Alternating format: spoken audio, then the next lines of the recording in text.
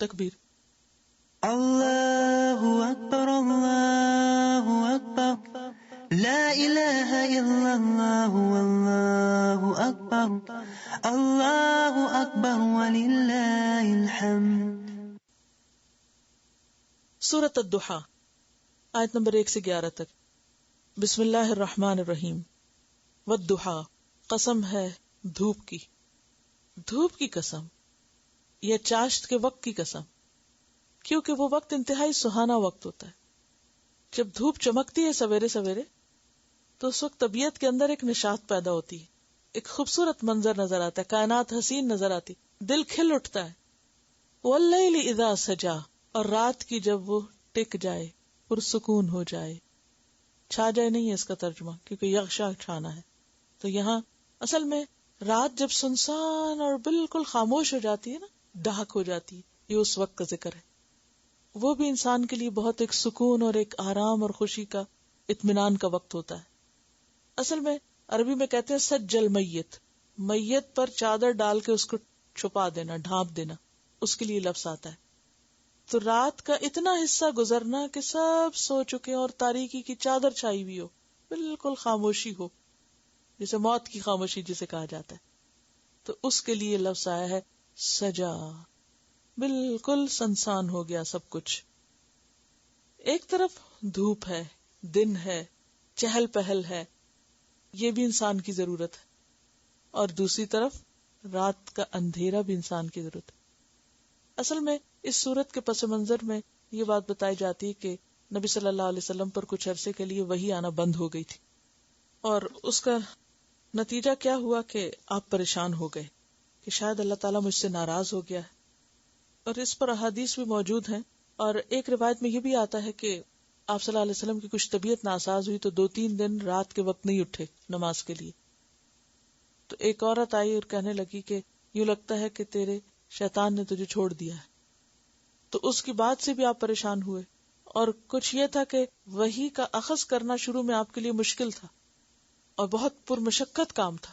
آپ کو میں نے پہلے بھی حدیث بتائی تھی کہ جب وحی اترتی تھی تو پسینے کی لڑیاں بہنے لگتی تھی. تو وہ وحی کا نزول اور نبوت کا ملنا کیا تھا؟ ضحیٰ. اور وحی کا رکنا کیا تھا؟ سجا. تو جہاں انسان کو ضحیٰ کی ضرورت ہوتی ہے وہاں انسان کو سجا کی بھی ضرورت ہوتی ہے کہ رات کی خاموشی بھی ہو. کیوں؟ تاکہ انسان مزید کام کرنے کے لیے دوبارہ تیار ہو جائے. اگر انسان سو نہ سکے اور سوئے ہی نہ، یہ سوچ کے کہ میں زیادہ کام کر لوں گا، تو وہ کچھ بھی نہیں کر سکتا. سونا بھی کیوں ضروری ہے، بریک بھی کیوں ضروری ہے، ریسٹ بھی کیوں ضروری ہے؟ تاکہ انسان زیادہ فریش اپ ہو کے بہتر کام کر سکے. یعنی اللہ نے دنیا کا نظام ایسے بنایا کہ جس میں سختی گرمی ہوتی ہے، اور انسانی ترقی کے لیے نرمی گرمی ضروری ہے. کیوں؟ نرمی اس لیے ضروری ہے کہ انسان آرام کر سکے، اور گرمی اس لیے ضروری ہے کہ انسان کی چھپی ہوئی صلاحیتیں جو ہیں وہ باہر نکلیں. رکاوٹیں کیوں آتی ہیں؟ تاکہ انسان بہتر مستقبل کے لیے تیار ہو سکے، پکا ہو، میچور ہو. کیونکہ جو مشکلات برداشت کر کے آگے بڑھے گا نا وہی جمے گا، اور جو مشکلات سے گھبرا کے بھاگ نکلے گا وہ پھر دین کے کام کا نہیں. تو چیلنجز انسان کو مضبوط کرتے ہیں. تو یہاں پر والضحیٰ اور واللیل اذا سجا میں یہی سبق دینا مقصود ہے. ما ودعک ربک، نہیں چھوڑا تجھ کو تیرے رب نے. وما قلا، اور نہ وہ ناراض ہوا ہے. قلا کا لفظی معنی ہوتا ہے سخت نفرت کرنا، انتہائی بغض رکھنا. اور بعض نے دشمنی یا ناراضگی سے معنی کیا تو ہوتا ہی ہے کہ جس چیز سے انسان کو نفرت ہوتی ہے انسان اس کو اپنے دل سے بھی نکال پھینکتا ہے. وما قلا، اور نہ وہ تجھ سے بیزار ہوا ہے، نہ وہ ناراض ہوا ہے. بیزاری کے معنوں میں حضرت لوط علیہ السلام نے کہا تھا نا اپنی قوم کو، وَإِنِّي لِعَمَلِكُم مِّنَ الْقَالِينَ، کہ میں تمہارے اس عمل سے بیزار ہونے والا ہوں. وَلَلْآخِرَةُ خَيْرٌ لَكَ مِنَ الْأُولَىٰ، اور البتہ آخرت بہتر ہے تمہارے لیے اولا سے. آخری دور پہلے دور سے زیادہ اچھا ہے. یعنی آج اگر آپ کو مشکلات پیش آ رہی ہیں، کیونکہ مکی صورت ہے نا، اور مکہ میں آپ کو نبوت کے دعوے کے ساتھ ہی مشکلات پیش آنا شروع ہو گئی تھی، تو تسلی دی جا رہی ہے کہ اگر آج مشکل وقت آ گیا ہے تو کل آسانی بھی ہوگی اور کل زیادہ بہتر وقت آئے گا. عسیٰ ان یبعثک ربک مقاما محمودا بھی ہوگا، اور وما عند اللہ خیر للابرار والآخرۃ خیر وابقیٰ، اور دنیا میں بھی بعد کا دور پہلے دور سے زیادہ بہتر. وَلَسَوْفَ يُعْطِيكَ رَبُّكَ فَتَرْضَىٰ، اور البتہ ضرور دے گا تیرا رب تجھے، پھر تو راضی ہو جائے گا. تو اللہ سبحانہ تعالیٰ نے نبی صلی اللہ علیہ وسلم کو کیا کیا دیا؟ دنیا میں بھی بہت سے اعزازات عطا کیے. خاتم النبیین ہیں آپ، آخرت میں آپ کے لیے شفاعت کا مقام ہے، وسیلہ ہے، درجہ عالیہ ہے، جنت ہے. وَلَسَوْفَ يُعْطِيكَ رَبُّكَ فَتَرْضَىٰ، اور دنیا میں دین مکمل ہوا آپ کے ہاتھوں، آپ کو ایسے ساتھی ملے، یعنی صحابہ کرام جیسے ساتھی آپ کو ملے جو اپنے وقت کے ہیرے تھے، اور انہوں نے آپ کے لائے ہوئے مشن کی مزید آگے ترویج کی اور آگے بڑھایا اس کو. وَلَسَوْفَ يُعْطِيكَ رَبُّكَ فَتَرْضَىٰ، اور پھر اللہ تعالیٰ مزید تسلی دیتے ہیں ماضی کے حالات کو سامنے دکھا کر. أَلَمْ يَجِدْكَ يَتِيمًا فَآوَىٰ، دیکھو تو صحیح کہ ایسا نہیں ہو چکا کہ اس نے تجھے یتیم پایا پھر اس نے پناہ دی تجھ کو.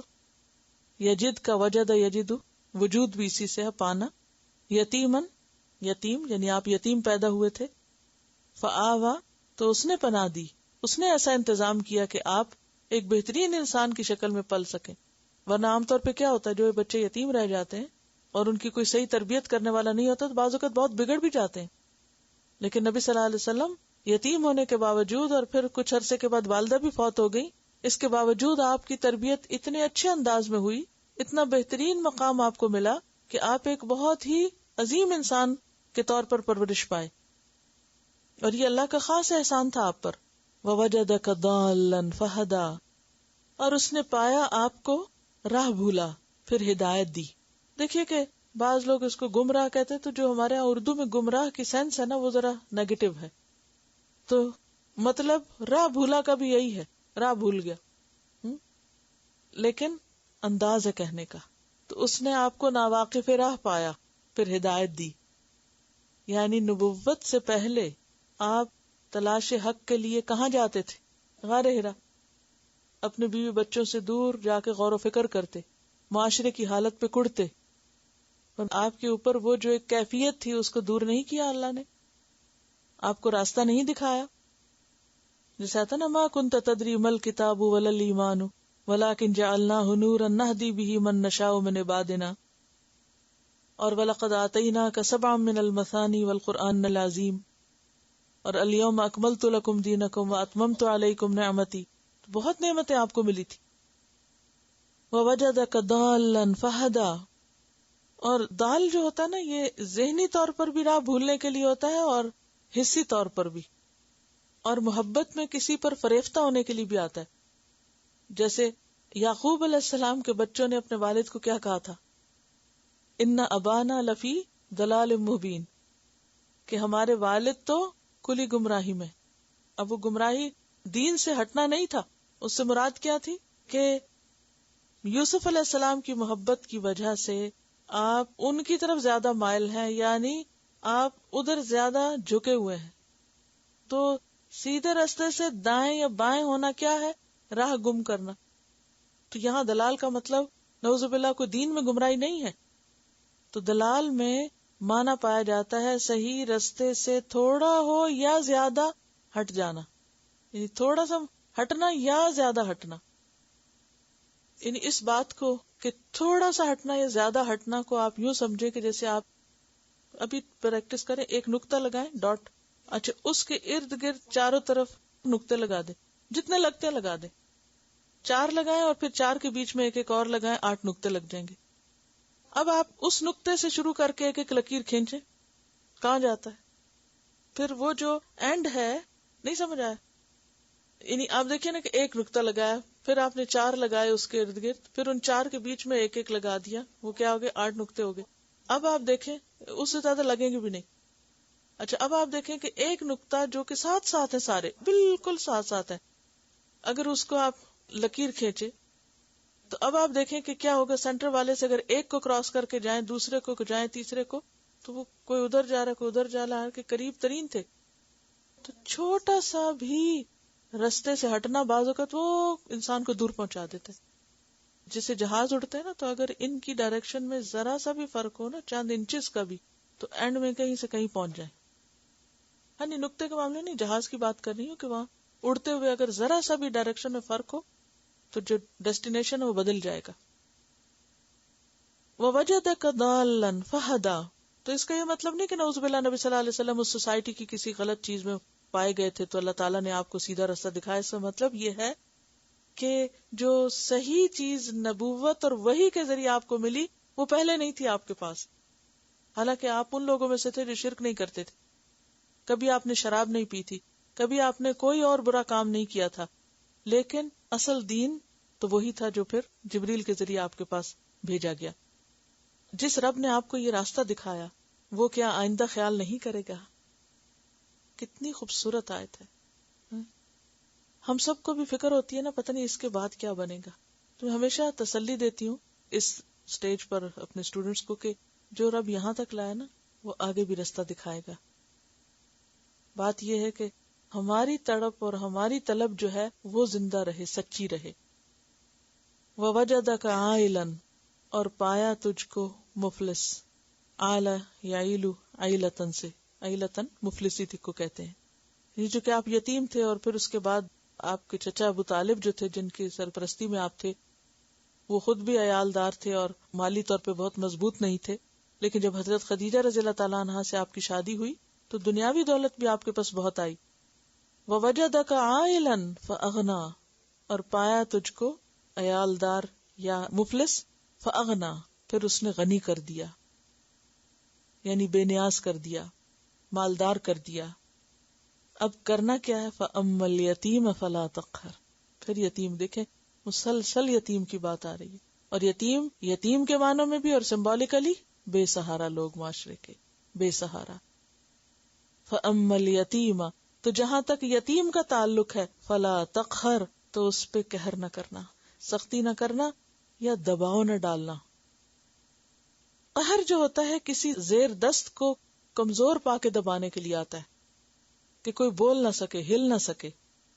یعنی بعض اوقات لوگ اگر کسی کی مدد کرتے ہیں یا کسی کے کام آتے ہیں تو پھر کیا کرتے ہیں، اس کو پورے کا پورا اپنے کنٹرول میں لینا چاہتے ہیں کہ وہ اپنی مرضی سے سانس بھی نہ لے سکے، کوئی ڈیسیژن نہ کر سکے، کچھ نہ کر سکے اپنے ارادے اور اپنی خواہش سے. وہ پھر اپنی ہر بات میں پابند ہو کس کا؟ اس کا جو اس کی مدد کر رہا ہے. ابھی انہوں نے بات کی تھی کہ دباؤ ڈالنا، یعنی جب ہم کسی کو کچھ دے دیتے ہیں نا تو پھر ہم جیسے قریبی رشتے دار ہیں، اگر ان کو کچھ دے دیا تو پھر ہم کیا چاہتے ہیں، یہ ہمارے پنجے میں رہے، یہ ہمارے دباؤ میں رہے، اور یہ ہر وہ کام کریں جو ہم چاہتے ہیں اور وہ نہ کریں جو ہماری مرضی کے خلاف ہے یا ہمارے مفادات کے خلاف کام نہ کریں. تو ایسا کرنا جو ہے یہ درست نہیں. ہمارا فرض کیا ہے؟ ضرورت مند کو دے کے فارغ، اس کے بعد اسے غلام بنا لینا یا اس پہ اپنی مرضی جتانا یا اس کو اپنی مرضی سے اپنے مرضی کے مطابق موڑنے کی کوشش کرنا، یہ درست نہیں.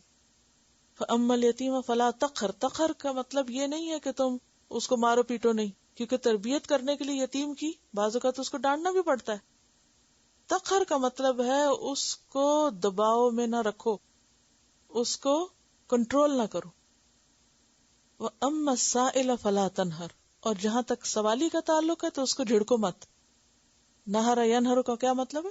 یہاں جھڑکنا. وَأَمَّا بِنِعْمَةِ رَبِّكَ، اور جہاں تک آپ کے رب کی نعمت کا تعلق ہے، فحدث، تو اس کو بیان کرو. نعمت سے مراد کیا ہے؟ نبوت، قرآن، ہدایت، اور خاص طور پر ان نعمتوں کا ذکر جو پیچھے گزری. کیا کیا؟ الم یجد کا یتیمن فآوا، یعنی یتیمی کی حالت میں پناہ دی، دلال کی حالت میں ہدایت دی، عیالداری کی حالت میں غنا دی. تو اب کیا کریں؟ آپ کو جو اللہ نے دیا ہے فحدث، آپ اس کو آگے بیان کریں، آپ اسے دوسروں سے شیئر کریں، اس کو بانٹیں، اس کو آگے تقسیم کریں. یعنی آپ کو اگر نبوت دی تو آپ نبوت کی ان ذمہ داریوں کو نبھا کے لوگوں کو ہدایت دینے کا کام کریں. اسی طرح قرآن دیا تو اس کی تعلیم آگے دیں. آپ کو یتیمی میں پناہ دی تو آپ بھی بے سہارا کی مدد کریں. اور اسی طرح جو مال و دولت اللہ نے آپ کو دیا اس میں دوسروں کو شریک کرے. وَأَمَّا بِنِعْمَةِ رَبِّكَ فَحَدِّثْ. اور حدث یحدث و تحدیث کا ویسے معنی ہوتا ہے زبان سے بات کرنا. تو زبان سے بات کرنے میں کیا چیز آتی ہے کہ ان نعمتوں کا زبانی بھی شکریہ ادا کریں، یعنی ان نعمتوں کا ذکر بھی کریں. تحدیث نعمت کہ انسان کو جو ملا ہو اس کی قدر کرے اور اس کا ذکر بھی کرے، اور وہ نعمت ظاہر بھی ہو.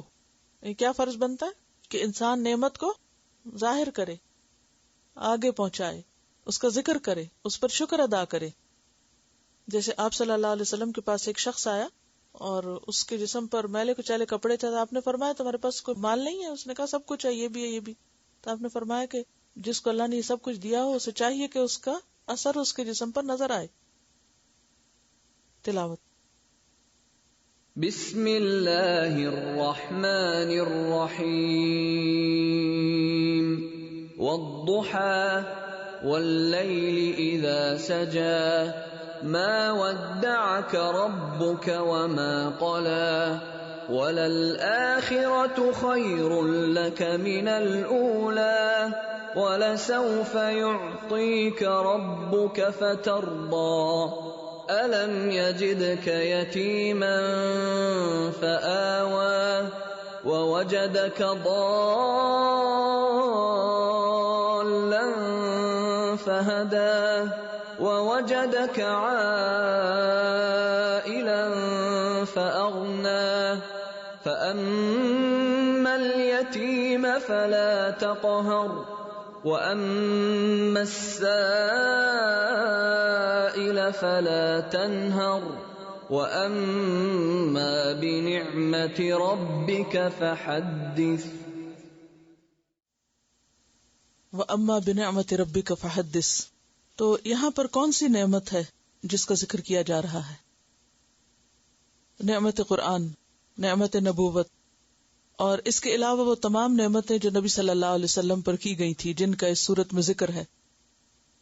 الم یجدک یتیما فآوی ووجدک ضالا فہدی ووجدک عائلا فاغنی. یعنی نمبر 1 پروٹیکشن ہے، یتیما فآوی، نمبر 2 ہدایت ہے، اور نمبر 3 غنا ہے. تو تینوں طرح کی نعمتیں جو ہیں ان کا، اور خاص طور پر ان سب نعمتوں میں بڑی نعمت جس کو اللہ سبحانہ وتعالیٰ خود بھی نعمت کہتے ہیں، الیوم اکملت لکم دینکم واتممت علیکم نعمتی.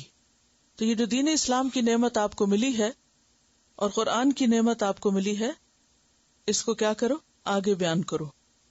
جہاں تک دنیاوی نعمتوں کا تعلق ہے تو انسان کو جو بھی نعمتیں ملی ہیں ہر انسان کو مختلف طرح ملی. جیسے نبی صلی اللہ علیہ وسلم کو طرح طرح کی نعمتیں ملی، اسی طرح ہر انسان پر اللہ سبحانہ وتعالیٰ نے بہت سے احسانات کیے ہیں. تو انسان کا کام کیا ہے کہ وہ کیا کرے؟ ان نعمتوں کا ذکر کیا کرے، نعمتوں کی بات کیا کرے. عام طور پر ہم کس چیز کا ذکر کرتے ہیں؟ جو نعمت نہیں ملی وہ ہمارے ذہن پہ زیادہ چھائی رہتی ہے اور اس کا ہم گلہ شکوہ زیادہ کرتے ہیں. تو یہاں پر ایک پازیٹیو ایٹیٹیوڈ بتایا گیا کہ کیا ہوتا ہے، اور وہ یہ کہ انسان کو جو ملے اس کا ذکر کرے بنسبت اس کے کہ جو نہیں ملا. اسی طرح اگر کسی انسان کی طرف سے ہمیں کوئی خیر اور بھلائی ملی ہے تو اس کا ذکر کرنا چاہیے بنسبت اس کے اگر اس انسان کی طرف سے کوئی تکلیف پہنچی ہو.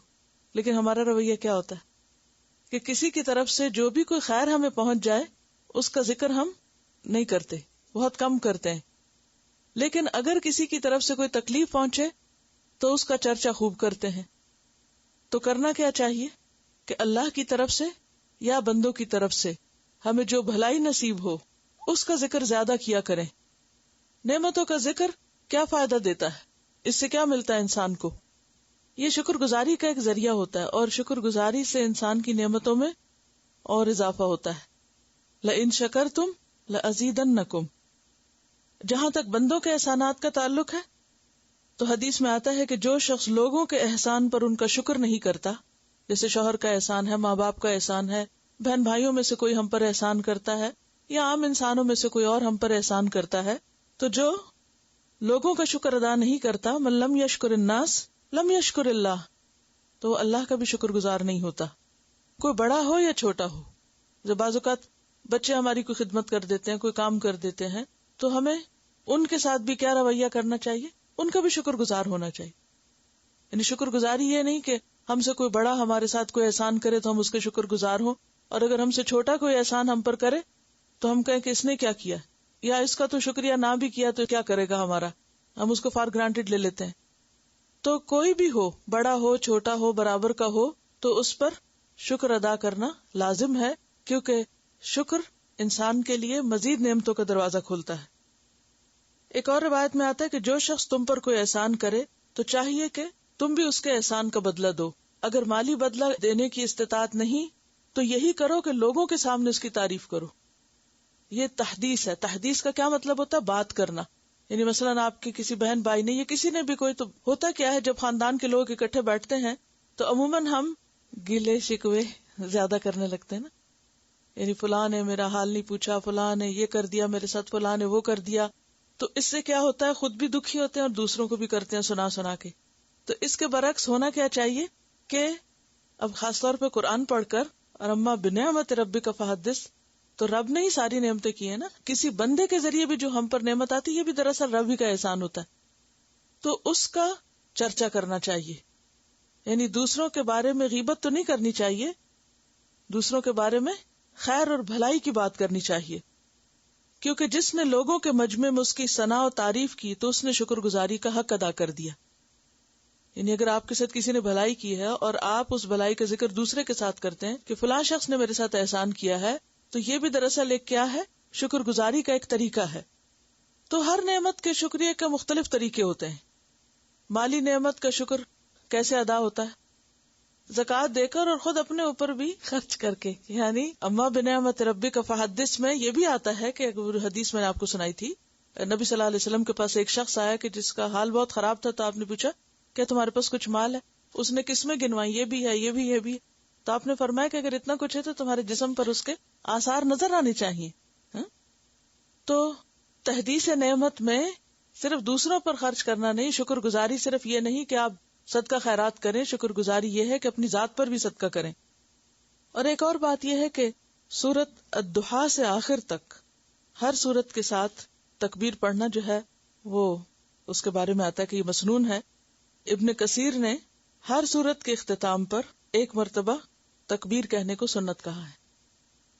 فَأَمَّا بِنِعْمَتِ رَبِّكَ فَحَدِّثْ. تو رب کی نعمت کا ذکر آپ کیسے بیان کریں گے کہ اس کے بعد جتنی بھی صورتیں پوری ہوں اس میں ہر صورت کے اختتام پر یعنی تکبیر کہیں. اور امام بغوی نے ہر صورت کے شروع میں تکبیر کہی ہے. تو بہرحال شروع ہو یا آخر بیچ میں ہی بنتی ہے، ایک ختم ہوتی ہے اور ایک شروع ہوتی ہے. چلیے دوبارہ ان آیات کی تلاوت سنیے.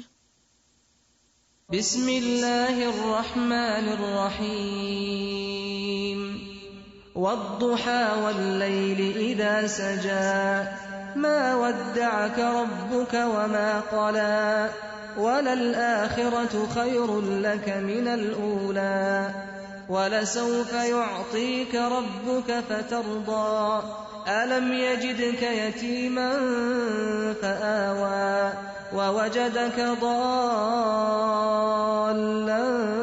فهدى ووجدك عائلا فأغنى فأما اليتيم فلا تقهر وأما السائل فلا تنهر وأما بنعمة ربك فحدث. اگرچہ اس صورت میں خطاب نبی صلی اللہ علیہ وسلم سے ہے، لیکن ظاہر ہے کہ آپ ہمارے لیے ایک نمونہ ہیں، اور پھر آپ کے توسط سے باقی سب کے لیے بھی اس میں سبق ہے. آپ دیکھیے کہ جب ہم دین کے رستے پر آتے ہیں تو مشکلات آتی ہیں. بعض اوقات بہت ہوپ فل ہوتا ہے انسان، والضحیٰ، اور بعض اوقات ایسے لگتا ہے جیسے ہر چیز رک گئی ہو، کچھ ہو نہیں رہا، ہر چیز ٹھہر گئی ہے، سٹک ہو گئی ہے. پھر اس وقت انسان کو شیطان وسوسے ڈالنے لگتا ہے کہ اللہ تعالیٰ ناراض ہو گیا تم سے. اگر وہ تمہارے ساتھ ہوتا تو تمہارا یہ کام نہ رکتا، یہ مشکل نہ پیش آتی. تو اس پر کیا تسلی ہے؟ ما ودعک ربک وما قلی. کسی بھی ایسی چیز کا رک جانا جس کا تمہیں انتظار ہو، اس میں بھی اللہ کی حکمت ہے. اور پھر کتنی امید دلائے گی، وَلَلْآخِرَةُ خَيْرٌ لَكَ مِنَ الْأُولَىٰ. پہلے دور سے پچھلا دور زیادہ اچھا آئے گا. اور پھر وَلَسَوْفَ يُعْطِيكَ رَبُّكَ فَتَرْضَىٰ، کہ انسان دین کی نعمت اور دین کی ترقی اور دین کا جو انعام ہے دنیا اور آخرت میں، کہ دین کے جو فائدے ہیں وہ جب وقتی طور پر انسان کو نظر نہیں آتے کہ ہے اتنا کام کیا، اتنی محنت کی، کوئی اثر نظر نہیں آتا، کوئی نتیجہ نظر نہیں آتا، یوں لگتا ہے جیسے کچھ بھی نہ کیا ہو، تو اس کی تسلی دی جا رہی کہ نہیں، بعد میں اس کے پھل دیکھتے رہو گے. اور ہم دیکھتے ہیں کہ نبی صلی اللہ علیہ وسلم کے بعد صحابہ کرام نے کہاں کہاں تک دین کو پہنچایا، حضرت ابوبکر کے دور سے لے کے آخر تک. اور پھر وہ سارا کچھ آپ کے حق میں صدقہ جاریہ ہے. جتنے صحابہ کرام نے جو کچھ کیا سب ثواب آپ کو، جو تابعین نے کیا، آج جو کچھ ہم کریں اس کا بھی اجر کا ایک حصہ کس کو جائے گا؟ آپ صلی اللہ علیہ وسلم، کیونکہ آغاز وہاں سے ہوا. تو پھر یہ ساری نیکی جب قیامت کے دن آپ کے حصے میں آئے گی، وَلَسَوْفَ يُعْطِيكَ رَبُّكَ فَتَرْضَىٰ، تو کیسے خوش ہیں؟ پھر آپ کو جو مزید مقامات اور انعامات اور درجات دیے اللہ نے، اور حوض کوثر کا انعام دیا، اِنَّا أَعْطَيْنَاكَ الْكَوْثَر جو آگے آئے گا، تو یہ ساری چیزیں کیا ہیں؟ یہ خوشخبریاں ہیں آئندہ کی. ابھی مکہ میں یہ سب کچھ ہوا نہیں تھا، لیکن پہلے سے تسلی دے دی گئی. یہ وہ وقت ہے جو انتہائی مشکل وقت، اور ابھی بہت سی مشکلات آ رہی تھی، تو کہا فکر نہیں کریں. وَلَسَوْفَ يُعْطِيكَ رَبُّكَ فَتَرْضَىٰ، اور پھر مزید تسلی ہے. کیا ماضی میں یہ اور یہ اور یہ نہیں ہو چکا؟ ایسی ایسی مشکلیں نہیں تھی تم پر، اور کیا ان مشکلوں سے اللہ نے نہیں نکالا؟ اور وہ مشکلات صرف مادی مشکلات نہیں، روحانی مشکلات بھی ہیں. روحانی مشکل کیا ہے؟ وَوَجَدَكَ ضَالًّا، انسان بھٹکتا پھرتا ہے، کیا صحیح ہے اور کیا غلط ہے، کیا کروں اور کیا نہ کروں، اور اللہ ہدایت کا انتظام کر دے. اور پھر وَوَجَدَكَ عَائِلًا فَأَغْنَىٰ، دنیاوی اور مادی ضروریات بھی پوری کر دے. تو پھر انسان کو کیا کرنا چاہیے؟ اپنا اخلاق بہتر بنانا چاہیے. یتیم یعنی معاشرے کے وہ لوگ جو بے سہارا ہوں، جن کو کوئی پوچھنے والا نہ ہو، جن کو کوئی عزت دینے والا نہ ہو، ان کی خیر اور بھلائی اور فلاح کے لیے کام کریں. اور سائل کو نہ جھڑکیں. سائل سے مراد کوئی مادی چیز مانگنے والا بھی ہو سکتا ہے، اور کوئی علمی سوال پوچھنے والا بھی ہو سکتا ہے، دین کا سوال پوچھنے والا بھی ہو سکتا ہے. ابو موسیٰ اشعری کہتے ہیں کہ آپ کے پاس جب کوئی سائل آتا یا کوئی اپنی ضرورت بیان کرتا تو آپ صحابہ سے کہتے تم بھی سفارش کرو، تمہیں بھی اجر ملے گا، اور اپنے پیغمبر کی زبان سے اللہ جو چاہے گا حکم دے گا، انہیں دلوا دے گا. حضرت عبد الرحمن سے روایت ہے کہ انہوں نے آپ صلی اللہ علیہ وسلم سے پوچھا، بعض دفعہ کوئی سائل میرے دروازے پہ آ کھڑا ہوتا ہے جسے میرے پاس دینے کے لیے کچھ نہیں ہوتا، تو میں کیا کروں؟ آپ نے فرمایا، اگر تم فقیر کو دینے کے لیے بکری کے ایک جلے ہوئے کھر کے سوا کچھ نہ پاؤ تو وہی اس کے ہاتھ میں رکھ دو. یعنی معمولی سے معمولی چیز دے دو، لیکن خالی ہاتھ نہ جانے دو. ایک دفعہ آپ نے فرمایا، کیا میں تمہیں ایسے آدمی کی خبر نہ دوں جو سب سے بدتر ہے؟ صحابہ نے عرض کیا، بتائیے. فرمایا، وہ شخص جس سے اللہ کے نام پہ مانگا جائے اور وہ کچھ نہ دے، اور وہ کہے جا بابا معاف کر دے. میں ہمیشہ کچھ نہ کچھ کھانے کی چیز پاس رکھتی تھی، کچھ نہ کچھ. اور جب وہ آ کے گاڑی کی ونڈو کھٹکھٹاتے یا کچھ تو پیسے نہیں دیتی تھی، مجھے پتا ہوتا تھی پیشہ ور ہے، لیکن کوئی سویٹ دے دی، کوئی بسکٹ دے دیے. اور الحمدللہ اس کے بعد جس اسٹوڈنٹ کی گاڑی پہ مجھے کبھی بیٹھنے کا اتفاق ہوتا، بسکٹوں کے پیکٹ ان کی گاڑی میں ساتھ رکھے ہوئے ہوتے تھے. اور سب نے یہ طریقہ اختیار کر لیا تھا کہ کسی کو نہ نہیں کرنی، ہمیں کھانے کی چیز دے دینی. یا گھر میں جیسے بچا ہوا کھانا تو ہم اکثر ایسے کرتے، چھوٹے چھوٹے پیکٹوں میں ڈال کے ساتھ لے کے بیٹھتے تھے، اور ہمیں پتا ہوتا تھا راستے میں آئیں گے، اور وہ بھی انتظار کر رہے ہوتے تھے کہ یہ سر کور کیے ہوئی خواتین گزریں گی تو ہمیں کچھ کھانے کو ملے گا، اور وہ لے کے کھا رہے ہوتے تھے. تو طریقہ ہے نا. جب یہ کہا گیا کہ مت جھڑکو، مت نہ کرو، تو پھر کوئی اور طریقہ سوچ لیں. اور اگر واقعی کچھ نہ ہو تو پھر کیا اچھی نصیحت کر دیں. الکلمۃ الطیبۃ صدقہ، پیار سے بات کر لیں. ہر کوئی ان کو ڈانٹتا ہے، ہر کوئی ڈانٹتا ہے، بھی کیوں ڈانٹتے؟ نہ ڈانٹے. ان کو محبت کی بات ان سے کرنا جو ہے وہ بھی تو ایک صدقہ ہے نا. جو شخص سویر سے شام تک ڈانٹ سن رہا ہو، اس سے آپ بیٹا کہہ کے پکار لیں اور کوئی اچھی سی بات کر دیں اس سے، یا کوئی مذاق کر دیں، تو یہ بھی تو ایک صدقہ ہی ہو جائے گا اس کے ساتھ. لیکن یہ کرنا کہ بس صرف جان چھڑانے والی کرنا اور بیزاری دکھانا اور ڈانٹ ڈپٹ کر کے سر سے اتارنا، اس کا کوئی جواز نہیں، کوئی بھی اس کا جواز نہیں ہے کسی بھی طرح. یہ صرف ہمارا شارٹ کٹ ہے جان چھڑانے کا. اور پھر نعمتوں کا ذکر کریں. بہت سے لوگ نعمت کو ویلیو نہیں کرتے، وہ شکوے بہت کرتے ہیں، لیکن جو ملا ہے اس کی طرف توجہ نہیں ہوتی. خاص طور پر جو دین کی نعمت ہے، یعنی اس کے اوپر شکر گزاری بھی ہو، اور اس کے جو فائدے ہوئے ہیں وہ بیان کریں لوگوں سے. آپ کے اسائنمنٹ میں ہے نا اس دفعہ سوال کہ قرآن پڑھ کے جو پایا ہے اس کو 10 لائنوں میں لکھے. تو آپ ایک 10 صفحے بھر دیں, آپ 10 صفحے بھر دیں. وہ تو 10 اس لیے کہا کہ پھر زیادہ مشکل نہ پیش آیا, لیکن یہ اسی کی اصل میں پریکٹس ہے کہ اللہ نے جو نعمت دی اس کا ذکر. اچھا, ذکر کرنے سے کیا ہوتا ہے اس کا؟ ریاکاری. اور ریاکاری میں کیا ہوتا ہے؟ اپنی تعریف چاہنا. اور تحدیث نعمت میں کیا ہوتا ہے؟ شکر گزاری سے اس کا ذکر کرنا تاکہ دوسروں کو بھی شوق آئے. ان دونوں میں فرق ہے. ایک کام آپ کرتے ہیں کہ اپنی تعریفیں بیان کرنے کے لیے مجھے یہ بھی آتا ہے اور میں یہ بھی سیکھ چکی ہوں اور میں فلاں بھی پالی. دس از رانگ. لیکن اگر آپ یہ کرتے ہیں نا کہ مجھے اس سے یہ اور یہ فائدہ پہنچا ہے, تو اس کا فائدہ کیا ہوگا کہ دوسرے وہ لوگ جو نہیں کر رہے ان کو بھی شوق آئے گا. فحدث کا مطلب ہی یہی ہے کہ آپ صلی اللہ علیہ وسلم سے جب خطاب ہے تو مراد یہ کہ جو آپ کو ہدایت دی گئی ہے, جو نبوت عطا کی گئی ہے, جو دین ملا ہے, جو قرآن ملا ہے, آپ اس کا چرچا کریں آگے, اس نعمت کو بانٹیں, اس کو دوسروں تک پھیلائیں, دوسروں تک پہنچائیں. یہ ہے اس کا شکر ادا کرنا. ٹھیک ہے.